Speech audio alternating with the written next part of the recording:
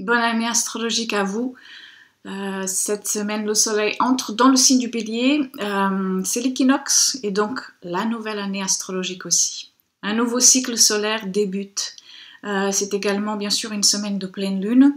Une pleine lune à 0 degré de la Balance. C'est d'ailleurs la dernière pleine lune à 0 degré. En fait, toutes les pleines lunes qu'on a eues depuis le mois de novembre ont été à ce degré-là.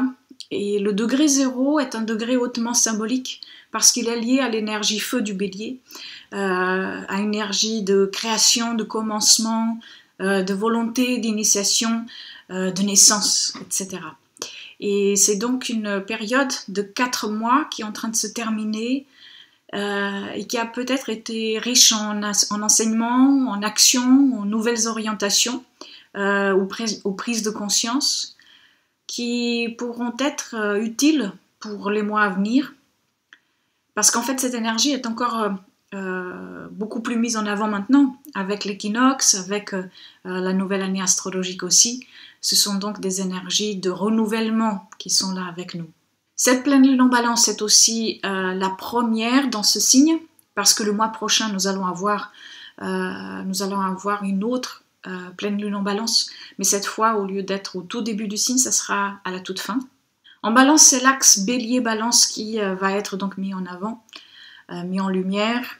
C'est l'axe de l'individu et du collectif, de cette dualité qui n'en est pas une. C'est une lune qui met encore plus en lumière les polarités et les identités.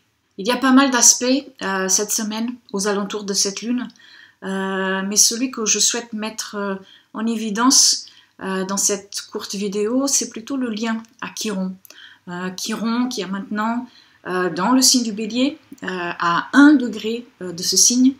Chiron qui va donc rester ici jusqu'en 2027 et qui nous fera travailler sur les blessures liées à l'identité, au fait d'exister en tant qu'être indépendant et porteur d'une singularité, nous fera aussi prendre conscience des blessures de l'ego, des blessures qui sont liées à l'image de soi, des blessures liées à l'agressivité, à notre rapport à l'agressivité, à la violence aussi, des blessures aussi en rapport avec la liberté d'action, la spontanéité, etc.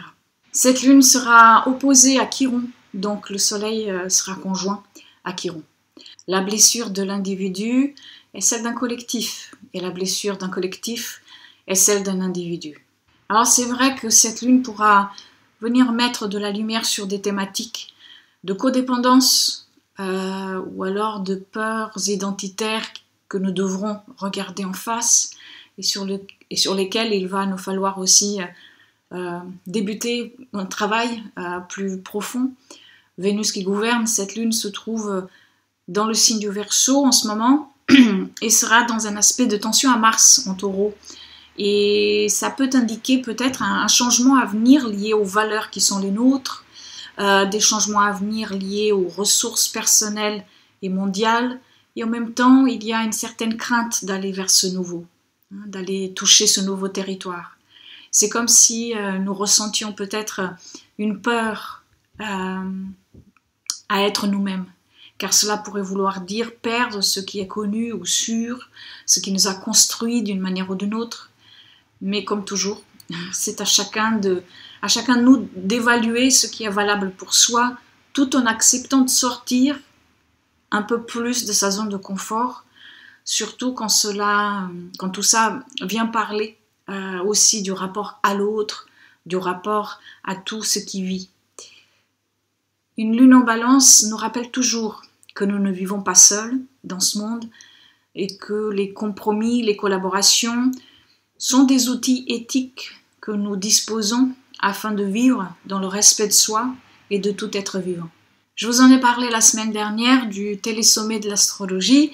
C'est donc cette semaine et si vous n'êtes pas inscrit et si vous souhaitez vous inscrire, vous trouverez le lien ici dans la barre d'information. Et également, dans cette barre d'information, vous pouvez trouver le lien pour accéder au projet Quintessence, qui est un projet d'accompagnement par signe et qui a donc plus d'informations sur cette pleine lune pour chacun des signes. Et puis si vous avez des planètes personnelles, des points ou des angles de votre thème natal, au tout début des signes cardinaux, Bélier, Cancer, Balance ou Capricorne, mais aussi si vous avez des planètes angles au point de votre thème natal à la toute fin des signes mutables, Gémeaux, Vierge, Sagittaire ou Poisson, vous pourrez ressentir plus fortement cette pleine lune et bien sûr l'aspect à Chiron. Merci à vous d'avoir regardé cette vidéo. Je vous souhaite à nouveau une belle année lumineuse, une belle pleine lune et un superbe équinoxe. Et je vous dis à la semaine prochaine.